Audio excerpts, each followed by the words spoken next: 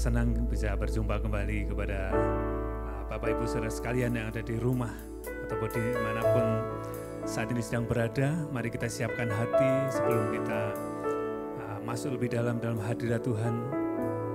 Tidak lupa saya ucapkan masih nuansa Natal, selamat hari Natal, berkat Natal buat kita semua, amin. Mari kita masuk dalam hadirat Tuhan, tapi terlebih dahulu mari kita berdoa minta pertolongan Tuhan, sehingga pada pagi hari ini sungguh Tuhan nyatakan atas setiap kita hadir di tempat kita masing-masing. Pertolongannya, berkatnya disediakan buat setiap kita.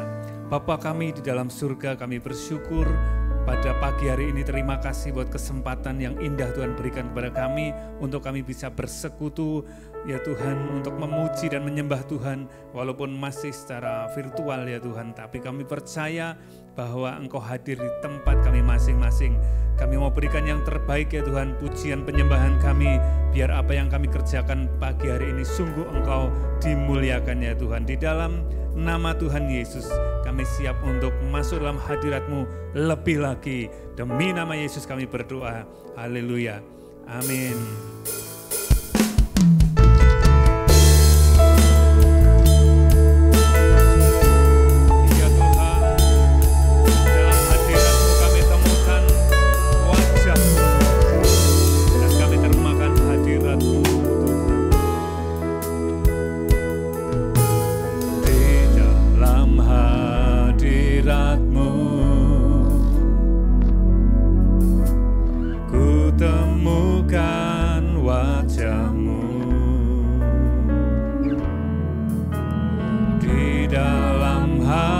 Hadirat-Mu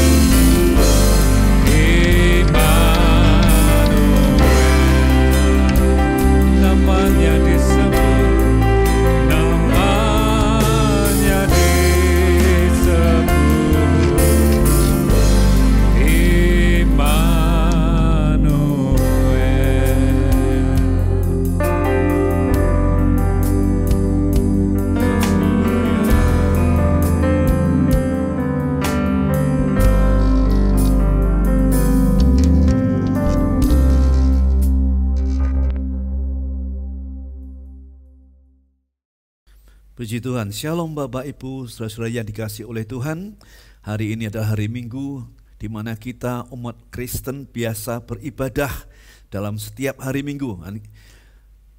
Dan pada hari ini kita masih akan membicarakan, mendengarkan firman Tuhan yang berkenaan dengan Natal. Karena kemarin baru saja semua umat manusia merayakan dengan sukacita akan kelahiran Kristus Tuhan ke dalam dunia. Nah, untuk itu saya ingin membawa satu topik bagi kita semua untuk kita belajar dan mengenal mengenai makna kelahiran Yesus. Nah, ini penting sekali ya, mengapa kita perlu mengenal makna kelahiran Yesus. Sebelumnya kita akan membaca firman Tuhan lebih dahulu di dalam Kitab Galatia pasal 4 ayat 4 hingga ayat yang ke-7. Demikian firman Tuhan. Tetapi setelah genap waktunya, maka Allah mengutus anaknya yang lahir dari seorang perempuan dan takluk kepada hukum Taurat. Ia diutus untuk menebus mereka yang takluk kepada hukum Taurat, supaya kita diterima menjadi anak. Dan karena kamu adalah anak, maka Allah telah menyuruh roh anaknya ke dalam hati kita yang berseru, Ya Bapa, ya Bapa. Jadi kamu bukan lagi hamba, melainkan anak. Jikalau kamu anak, maka kamu juga adalah ahli-ahli waris oleh Allah. Puji Tuhan. Bapak Ibu yang dikasihi oleh Tuhan, tadi saya mengatakan untuk bagaimana kita harus mengenal makna kelahiran Yesus, supaya apabila kita punya pemahaman yang benar, maka di dalam hidup kita akan memiliki rasa respon yang benar terhadap kasih Tuhan. Karena Natal itu berbicara mengenai perwujudan yang real, yang nyata dari kasih Tuhan, di mana Ia memberikan anaknya yang tunggal, yaitu Yesus, kepada kita manusia yang berdosa.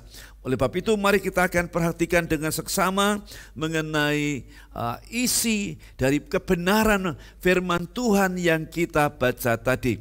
Karena yang pertama kita menemukan bahwa kelahiran Yesus adalah sebuah penggenapan rencana Bapa. Nah, Bapak Ibu yang dikasihi Tuhan, itu terdapat di dalam ayat yang keempat. Tetapi setelah genap waktunya. Nah, berbicara mengenai waktu ini sebuah planning yang sudah Tuhan tetapkan sejak manusia Adam yang pertama bersama Hawa itu jatuh ke dalam dosa oleh karena tipu muslihat si iblis yang menyerupai ular. Mereka datang kepada Hawa lalu memperdaya Hawa dan Adam pada waktu itu, sehingga apa yang Tuhan tetapkan kepada Adam dan Hawa itu menjadi rusak.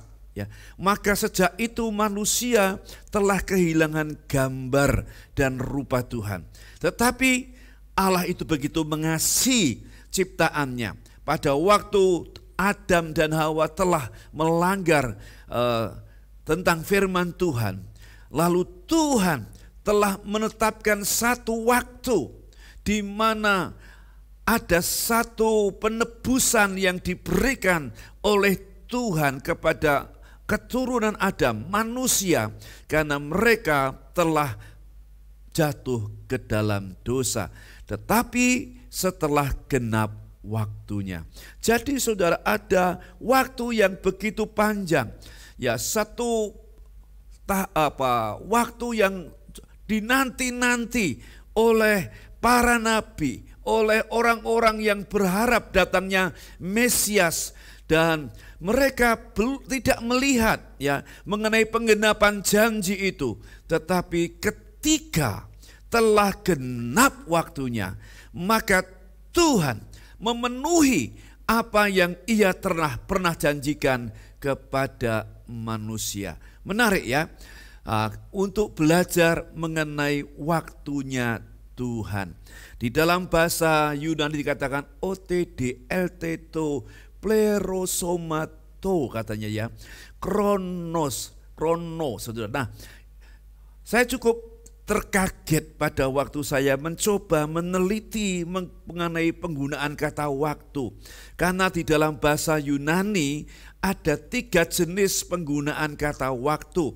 Seperti yang biasa kita kenal ya adalah kairos yang berbicara tentang waktu Tuhan. Waktu Tuhan bukanlah waktu kita. Waktu Tuhan tidak dapat disamakan dengan waktu kita. Lalu yang kedua adalah yang disebut aion. Aion adalah waktu berbicara tentang kekekalan. Misalnya waktu kita hidup di surga atau kita hidup dalam neraka. Sebuah waktu yang tidak ada batasnya. Waktu yang tidak ada hentinya. Nah, itu waktu yang panjang yang tidak dapat diukur dengan ukuran waktu manusia. Itu yang disebut dengan aion. Lalu ada waktu kronos, maka kita mengenal namanya kronologi atau urutan-urutan waktu. Nah, kronos ini berbicara terutama menyatakan waktu secara kuantitatif. Ada detik, ada menit, ada jam, ada hari, ya ada minggu, ada bulan, tahun dan sebagainya. Itu yang disebut waktu kronos. Nah, Bapak Ibu yang dikasihi oleh Tuhan, tadi saya mengatakan bahwa saya pada waktu meneliti kebenaran ini, rupanya kata waktu ketika genap waktunya Allah mengutus anaknya yang tunggal itu, kata waktu itu menggunakan kata kronos. Artinya memang sudah diagendakan, sudah ditetapkan oleh Tuhan, di mana satu kali Tuhan itu harus menepati janjinya, yaitu mengadakan sebuah penebusan, mengadakan sebuah jalan keluar atas manusia yang telah jatuh ke dalam dosa. Ada satu terobosan yang diberikan Tuhan kepada umat manusia. Dan itu nampak dalam janjinya yang terdapat di dalam kitab Kejadian pasalnya yang ketiga ayat yang ke-15. Aku Tuhan akan mengadakan permusuhan antara engkau yaitu si ular itu dan perempuan ini, antara keturunanmu dan keturunannya. Keturunannya akan meremukkan kepalamu dan engkau akan meremukkan tumitnya. Ini sebuah pengharapan kepada manusia yang telah jatuh ke dalam dosa. Adanya satu solusi di mana keturunan dari Hawa tadi akan meremukkan kepala dari keturunannya si ular. Nah, ini ditunggu-tunggu oleh banyak nabi-nabi, oleh ahli-ahli Taurat. Kapan Mesias yang mengalahkan si setan dengan tipu daya yang tadi akan muncul. Dan mereka dengan penuh harap menanti-nantikan penggenapan janji itu, dan janji itu baru dinyatakan oleh Tuhan melalui kelahiran Yesus Kristus ke dalam dunia yang kita peringati bersama-sama dengan perayaan Natal. Nah, saudara yang dikasihi Tuhan, jadi Anda dan saya adalah orang yang bersyukur kepada Tuhan karena kita telah melihat penggenapan janji Tuhan itu kepada manusia yang telah jatuh ke dalam dosa. Kembali bahwa kronos ini ada sebuah agenda Tuhan. Waktu yang kuantitatif tadi di mana janji Tuhan akan dinyatakan atau direalisasikan.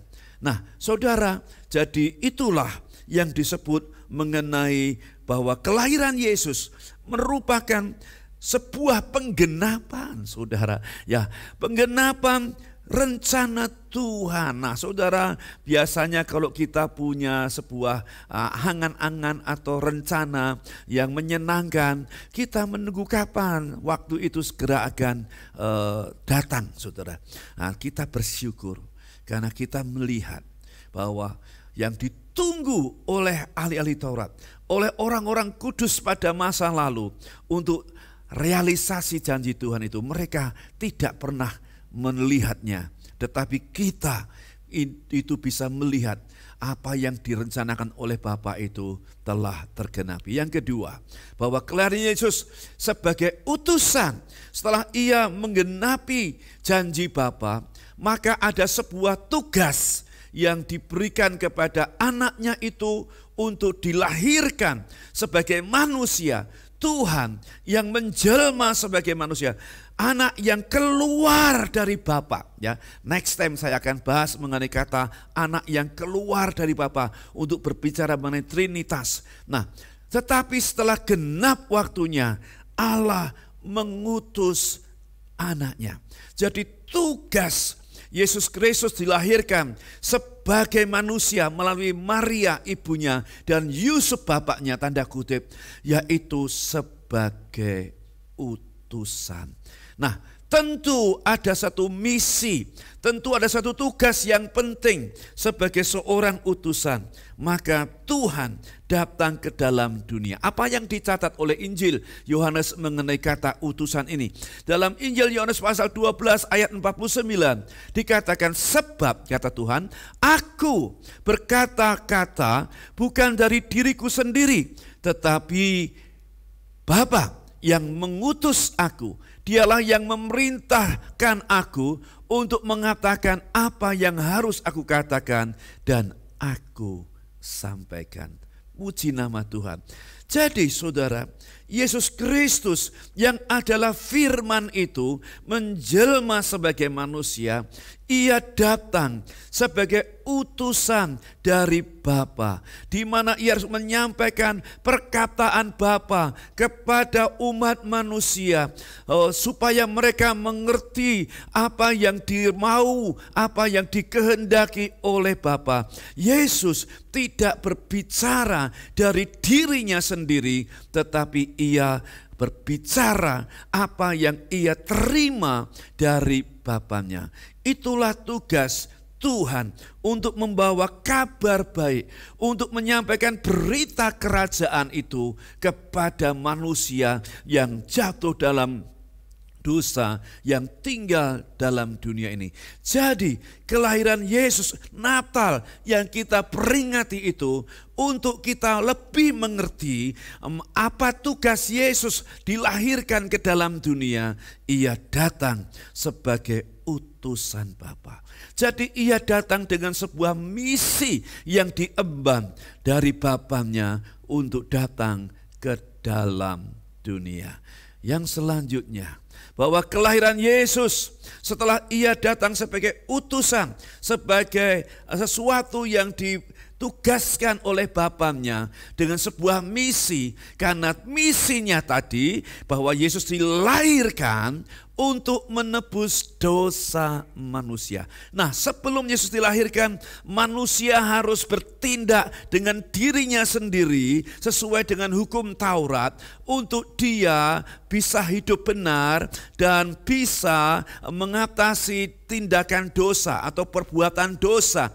Karena Taurat itu sebagai cermin, sebagai penuntun manusia untuk mereka tidak hidup di dalam dosa yang mengkungkung mereka, yang menindas, yang menjajah mereka. Tetapi manusia tidak mampu, manusia telah gagal untuk hidup seperti tuntutan hukum Taurat. Nah, indahnya Yesus dilahirkan ke dalam dunia supaya kita tidak lagi melakukan seperti orang-orang percaya yang hidup dalam perjanjian lama. Sebab semenjak kelahiran Yesus sebagai manusia di kota Betlehem itu, ia datang untuk menebus dosa. Ya, dosa siapa? Dosa manusia. Nah, bukan dengan kekuatan kita, bukan dengan cara kita untuk kita dapat ditutupi dosanya. Tetapi ada satu karya yang luar biasa yang Tuhan berikan kepada manusia berdosa, yaitu dosanya ditebus. Ayat 5, ia Yesus diutus untuk apa saudara? untuk menebus mereka yang takluk kepada hukum Taurat. Nah, karena tadi saya katakan semua yang ingin hidup benar seperti yang Tuhan mau, mereka harus tunduk kepada hukum Taurat supaya waktu mereka ditebus, kita diterima menjadi anak. Ini sesuatu yang berbeda. Kalau dulu adalah tindakan upaya agama supaya mereka dibenarkan oleh Tuhan. Tetapi pada waktu Yesus lahir, cara itu berganti. Kita tidak lagi berusaha dengan kekuatan kita, tetapi Tuhan datang untuk menebus dosa. Supaya apa? Supaya kita dapat diterimanya sebagai anak. Dulu kita ini budak dosa, ya. Kita tidak bisa lepas dari dosa. Kita tidak bisa menang atas dosa. Tetapi pada waktu Yesus datang ke dalam dunia, memberikan solusi, memberikan jalan keluar supaya kita ditebus dosa kita dan untuk menjadi anaknya Tuhan. Kata menebus ini menarik. Digunakan kata ex agorazo. Ex agorazo ini terdiri dari dua kata, ex dan agorazo. Ex itu keluar, agorazo itu mengenai jual beli di pasar. Jadi kalau saya datang ke pasar, lalu ada sebuah sayur atau buah atau daging yang dijajakan oleh penjual, maka sebelum saya ada transaksi jual beli, maka daging atau barang yang di pasar itu milik si penjual. Tetapi ketika saya merogoh kocek saya, entah dengan uang yang virtual atau uang yang fisik, saudara, maka perpindahan terjadi. Barang itu setelah saya serahkan uang saya, sejumlah nilai yang disebutkan, maka menjadi milik saya. Demikian pula pada waktu itu kalau kita dulu budak, kita dijajakannya di pasar. Lalu kepada siapa yang mampu membeli budak itu, maka budak itu akan berpindah tangan dari penjual kepada pembelinya. Itu yang disebut dengan ex agorazo. Kita telah ditebus dengan suatu pembayaran, dengan satu penebusan, sehingga kita bukan lagi milik Taurat, kita bukan lagi milik iblis, tapi kita miliknya Tuhan, karena kita telah ditebus dan harga itu telah lunas dibayar oleh kematian Tuhan. Nah, dengan demikian kita semakin mengerti tentang makna Natal, sehingga menimbulkan sebuah pikiran, tanggapan dari kita untuk lebih mengasihi betapa hebatnya tindakan Tuhan yang diberikan kepada umat manusia. Nah, saya berharap dengan apa yang saya sampaikan ini, maka saudara punya respon, punya tindakan terhadap kasih Tuhan kepada kita manusia yang ada di dalam dunia, yang ada di dalam dosa.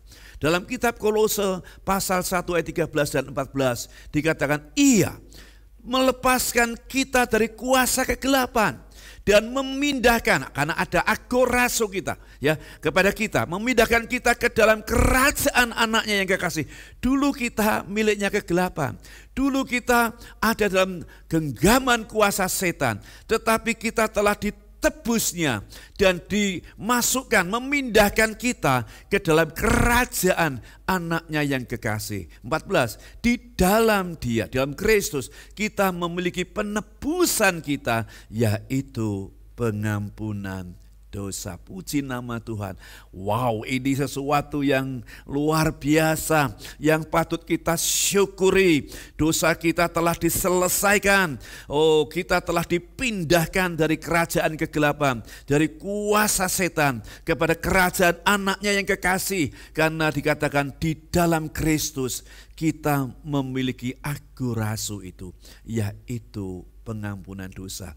Ini berbeda dengan keyakinan banyak agama di dalam dunia atau keyakinan di dalam dunia. Kalau mereka masih melakukan tindakan manusiawi untuk menghapus, menutup dosa mereka. Tapi di dalam iman Kristiani adalah pengampunan dosa. Dosa kita itu diselesaikan dengan ex agorazo. Dengan cara ditebus, saudara. Kita tidak lagi berusaha untuk menghapus atau menutupi dosa kita, karena itu sangatlah tidak mungkin. Tetapi hanya dengan penebusan, dosa kita dapat dihapuskan, dosa kita dapat disucikan, dan kita menjadi miliknya di dalam kerajaan anaknya yang kekasih. Puji nama Tuhan. Nah, ini kan indah, saudara. Sehingga kita bersyukur. Saya berharap mulai Natal ini dalam hidup, dalam hati kita akan menaikkan syukur kepada Tuhan. Tuhan, terima kasih buat kelahiranmu. Terima kasih buat tindakanmu yang telah mau datang sebagai manusia, menebus kami orang berdosa, dan mengangkat kami untuk menjadi anaknya. Haleluya. Ini berita yang sungguh luar biasa. Berita Natal yang patut kita kenal, patut kita mengerti dan kita tanggapi. Lah, yang terakhir, saudara, bahwa kelahiran Yesus untuk mengadopsi kita, ya, mengadopsi kita. Tadi katakan kita sudah ditebus, ya, tadi dari pasar budak kita dibawanya kepada miliknya, kerajaannya yang kekasih. Nah, saudara, dan ada proses pada waktu kita telah ditebus itu, kita diadopsinya. Kita memang anak Allah. Yesus juga anak Allah, tetapi berbeda. Karena kita anak secara adopsi. Nah, Bapak Ibu yang dikasihi oleh Tuhan, kalau orang yang tidak memiliki anak lalu ingin punya anak, maka salah satu tindakan yang dapat dilakukan adalah mengadopsi. Adopsi itu sah secara legal, ya. Dia kalau orang tuanya dipanggil Tuhan dan memiliki harta waris, maka anak yang diadopsi itu secara legal itu akan mendapat warisan dari orang tua yang mengadopsi. Bahkan haknya sama seandainya orang tua itu punya anak kandung. Haknya sama dengan anak yang dilahirkan dari rahimnya. Karena anak itu setelah secara hukum dinyatakan sah menjadi anak adopsi. Ayat 5b sampai 7 demikian. Ia diutus untuk menebus mereka yang takluk kepada hukum Taurat, supaya kita diterima menjadi anak. Saudara, ini yang berbeda. Kalau yang lain mengatakan sebagai hamba Allah, hambanya Tuhan, kita lebih daripada mereka. Kita bukan hambanya Allah, kita anaknya Tuhan. Amin. Ya, kita adalah anaknya Allah. Haleluya. Saudara, kita bersyukur kita ini anaknya Tuhan. Kita diterima sah, ya, diadopsi menjadi anak Allah. Ayat 6. Dan karena kamu adalah anak, maka Allah telah menyuruh roh anaknya kepada anaknya, ke dalam hati kita untuk berseru, ya Bapa, ya Abba, ya Bapa. Jadi saudara, karena kita anak, kita memanggil Tuhan itu, ya, dengan kata Bapa, Abba. Nah, saudara, kata Abba ini sangat familiar di dunia Timur Tengah untuk menyebut bapaknya. Nah, saudara yang dikasihi Tuhan, ayat 7 menegaskan, jadi kamu bukan lagi hamba, melainkan anak, saudara. Jikalau kamu anak, maka kamu juga adalah ahli waris oleh Allah. Saudara, berbahagialah saudara apabila engkau adalah orang yang telah ditebus oleh Kristus melalui kedatangannya sebagai bayi suci di kota Bethlehem, kemudian mati di atas Kalvari untuk membayar tunai, untuk menebus dosa umat manusia. Kita bukan lagi budak, saudara, tetapi kita adalah anak secara adopsi, saudara. Dalam Efesus pasal 1 ayat 5 dikatakan, dalam kasih Iya, Tuhan telah menentukan kita, telah predestinated ya. Jadi telah menentukan kita semula oleh Yesus Kristus untuk menjadi apa? Anak-anaknya sesuai dengan kerelaan kehendaknya. Luar biasa. Having predestinated us unto the adoption. Kata ini adoption jelas dalam bahasa Inggris ya. The adoption of children by Jesus Christ to himself according to the good pleasure of his will. Nah, haleluya saudara. Jelas bukan bahwa kita ini diadopsi secara sah di atas kayu salib menjadi anaknya. Bukan lagi hamba, bukan lagi budak. Dan saudara, karena kita telah diangkatnya menjadi anak, maka kita juga adalah ahli warisnya. Puji nama Tuhan. Bukankah ini sesuatu yang indah sekali? Natal itu sesuatu yang pemberian yang luar biasa kepada kita orang yang berdosa. Bab itu tanggapi Natal itu dengan benar. Kalau Anda sudah mengerti ini, maka Anda akan memiliki cara yang berbeda dalam merayakan Natal dengan mengatakan God thanks for your love, for your sacrifice, untuk pengorbananmu Tuhan. Engkau telah mati di atas kayu salib. Engkau telah datang sebagai manusia yang hina. Mengenal dengan benar akan kelahiran Yesus, seperti yang saya sampaikan tadi, akan membuat seseorang akan lebih mengasihi Yesus dengan segenap hidupnya. Haleluya ya. Dengan segenap hidupnya, dengan cara yang berbeda, karena ia telah memiliki pemahaman yang benar tentang Natal itu. Mari saudara, di bulan Desember yang terakhir ini, mari kita naikkan pujian dan syukur kita kepada Tuhan atas karyanya, atas kasih-Nya yang dinyatakan kepada kita semua. Kiranya Tuhan memberkati kita. Selamat Natal tahun 2021, dan sebentar beberapa hari ke depan kita akan menyongsong tentang tahun baru. Kita berdoa di tengah situasi uncertainty ya, dunia yang tidak pasti ini. Kita hanya meminta pertolongan dari Tuhan. Sekali lagi, Merry Christmas. Tuhan memberkati. Mari kita berdoa. Tuhan, kami sudah mendengar firman-Mu, sehingga kami dapat memahami dengan benar tentang makna kelahiran-Mu ke dalam dunia, supaya kami punya respon yang benar kepada Tuhan. Kami lebih mengasihi Tuhan, kami hidup bagi Tuhan dan memuliakan nama-Mu Tuhan. Tuhan, meteraikan firman-Mu yang telah hamba taburkan.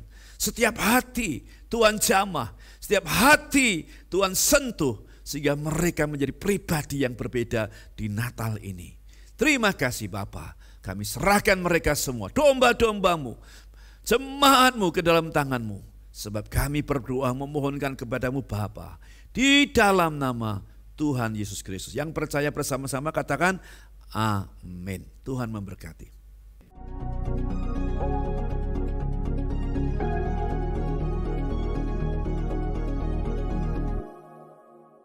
Bapak Ibu, saudara-saudari yang dikasihi oleh Tuhan, sebelum kita akhiri ibadah ini, ada beberapa pengumuman ya, kita bisa memberikan korban-korban persembahan bagi pekerjaan Tuhan melalui virtual ya, melalui account bank ini atau melalui GoPay atau apa yang tertera fasilitas supaya mempermudah kita memberikan persembahan bagi pekerjaan Tuhan. Nah, kemudian yang selanjutnya ibadah pelepasan tahun 2021 dan menyambut tahun 2022 akan diadakan. Karena situasinya yang masih seperti ini, maka kita akan taat kepada himbauan pemerintah. Kita adakan pelepasan tahun 2001 dan penyambutan 2022 dengan ibadah bersama jam 5 sore pada hari Jumat. Ya, jam 5 sore apabila Bapak Ibu Saudara-saudari akan memberikan kesaksian, mohon dikonfirmasikan kepada anak saya Deon supaya dapat diatur mengenai jadwalnya. Di dalam acara itu biasanya kita ada kesaksian apa yang telah kita alami bersama dengan Tuhan di tahun 2021. Mungkin ada harapan-harapan yang Anda bisa sampaikan di tahun 2022. Ya, kita tidak mengerti saudara, tapi mari kita dekatkan hidup kita kepada Tuhan. Baik, karena itu hari Jumat, maka hari Minggunya kita akan beribadah di tempat ini secara on-site dan online pada pukul 8. Dan juga anak-anak bisa sekolah minggu di hari pertama, minggu pertama di tahun 2022. Terima kasih, sampai ketemu, Tuhan Yesus memberkati. Amin. Baik Bapak Ibu yang dikasihi oleh Tuhan, sebelum kita pulang mari kita akan berdoa, menyerahkan hidup kita sepenuhnya kepada Tuhan yang baik, yang menjadi Bapa kita, dan kita adalah anak-anaknya, ahli warisnya. Maka kita datang kepada Dia untuk memohon pertolongan atas kehidupan kita. Mari kita berdoa. Bapa yang baik dalam surga, kami bersyukur kalau kami di tahun 2021 kami berjalan bersama Tuhan. Kami melihat pertolongan Tuhan yang luar biasa, dan kami mungkin juga mengalami sesuatu yang belum kami dapatkan, tapi kami percaya masih ada harapan di dalam Tuhan. Tuhan memberkati kami. Biarlah Tuhan akan menolong terus dalam kehidupan kami. Iman kami lebih setia kepada Tuhan, lebih mengenal-Mu, lebih mengasihi-Mu dan melayani-Mu. Berkati keluarga kami, berkati bisnis kami, berkati studi kami, berkati masa depan kami, berkati pengharapan kami kepada Tuhan. Tuhan menyatakan dengan kuasa-Mu yang tidak terbatas, yang tidak berubah dahulu, sekarang, dan selama-lamanya. Berkati kesehatan kami, yang sakit Tuhan sembuhkan, yang kekurangan Tuhan cukupkan, yang jauh Tuhan dekatkan. Terima kasih Tuhan. Sekarang sedang cepat buka hatimu, angkat tanganmu, terimalah berkat Tuhan. Tuhan memberkati engkau dan melindungi engkau. Tuhan menyinari engkau dengan wajahnya dan memberi engkau kasih karunia, dan Tuhan menghadapkan wajahnya kepadamu dan memberi engkau damai sejahtera. Sekarang terimalah berkat yang datang dari Bapa di surga, anugerah dan pengampunan dosa di dalam Tuhan kita Yesus Kristus, dan penyertaan Roh Kudus yang tinggal bersama kita, menyertai kita sampai Tuhan Yesus datang yang kedua kali. Maranatha. Yang percaya bersama-sama katakan amin. Tuhan memberkati, sampai ketemu di ibadah selanjutnya. Amin.